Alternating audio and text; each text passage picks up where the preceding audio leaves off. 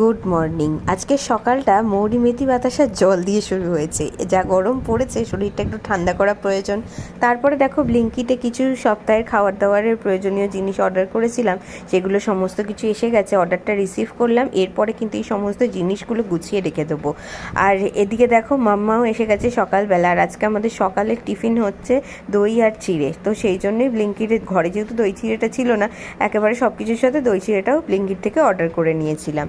এখানে সমস্ত কিছু গুছিয়ে দিলাম, আর মা ততক্ষণ সকালে ব্রেকফাস্টটা রেডি করছে। এদিকে দেখো দই চিড়ে দিয়ে দিয়েছে। এখানে মার আর আমার দই চিড়ে আছে, আর এখানে বাবাকে আর মাম্মাকে আলাদা করে দিয়ে দিয়েছে। মাম্মা তো কিছুতেই খেতে চাইছিল না, কারণ এই সমস্ত খেতে ও তো অভ্যস্ত নয়। আর আমি বুঝতে পারিনি, জানো তো, একটু মোটা চিড়েটা অর্ডার দিয়ে ফেলেছি, যার জন্য দই দিয়ে খেতে খুব একটা ভালো লাগছিল না আমারও।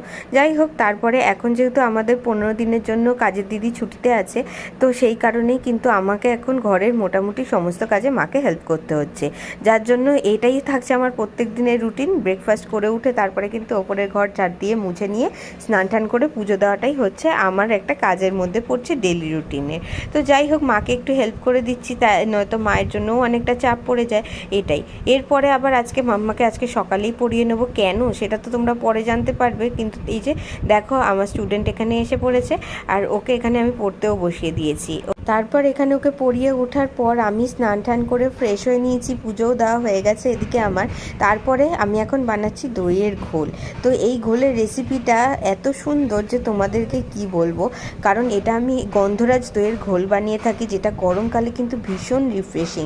আর এইটার ভিডিও অলরেডি কিন্তু আমার চ্যানেলে পোস্ট আছে। পুরো রেসিপি পুরোনো ভিডিওগুলো স্ক্রল করে দেখলেই কিন্তু তোমরা সেখানে দেখতে পেয়ে যাবে এই গন্ধরাজ দইয়ের ঘোলের রেসিপিটা।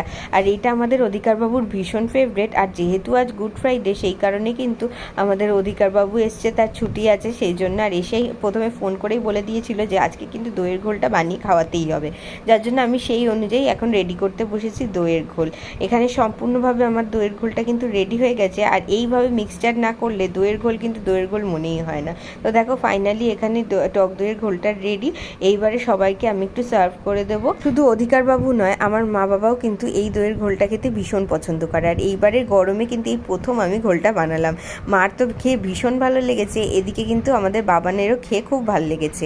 এইখানে দেখো দুজন মিলে রাগারাগি লাগিয়েছে, মানে আমাদের সোনামা আর বাবান দুজন মিলে দাদুর সঙ্গে কে খেলবে, দাদুর পাশে কে বসবে, এই নিয়ে ঝগড়াঝাটি লাগিয়ে। আর মাম্মা দেখো রাগ করে দরজার সামনে দাঁড়িয়ে আছে, আর বাবান তো ওকে খালি রাগাচ্ছে আর ও রেগে যাচ্ছে। কি কাণ্ডটাই না।